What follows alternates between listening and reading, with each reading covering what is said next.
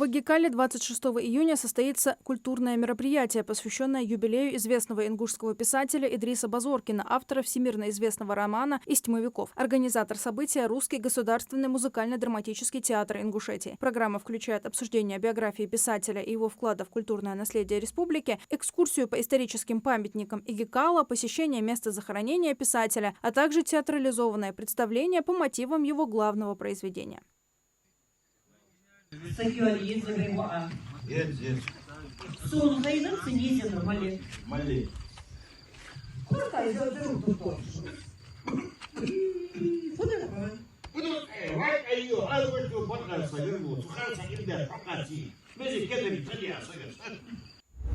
На улице Энгельса в Сунже ведутся работы по благоустройству участка протяженностью 140 метров. Дорога ведет к Дворцу культуры города. Рабочие приступили к подготовке основания для укладки асфальта и установки 10 новых опор освещения. Далее планируется устройство пешеходного перехода. Подрядная организация планирует завершить работы через 10 дней.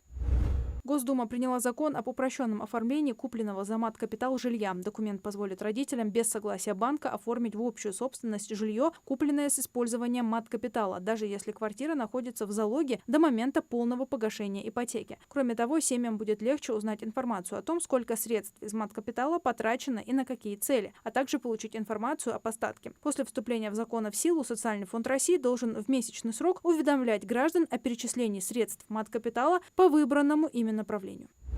Средняя длина рабочего дня в России по итогам первого квартала текущего года сократилась на 4 минуты по сравнению с аналогичным периодом прошлого года и составила 7 часов 32 минуты, сообщает Росстат. Отмечается, что сокращение продолжительности рабочего дня произошло впервые за последние 3 года. При этом количество в среднем отработанных часов на одного россиянина увеличилось с 433,8 до 437,1.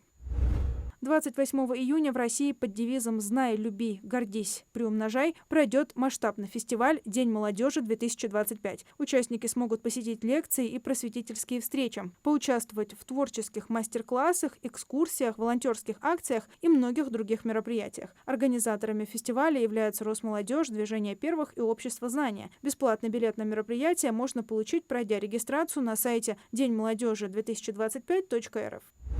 Единые школьные учебники по всем предметам будут готовы в 2026 году и появятся в образовательных учреждениях России, сообщил вице-премьер Дмитрий Чернышенко. С 1 сентября текущего года в школах появятся обновленные учебники истории для 5-9 классов. Кроме того, в настоящее время готовится новый курс обществознания для 9-11 классов для внедрения в школах с 2026-2027 учебного года.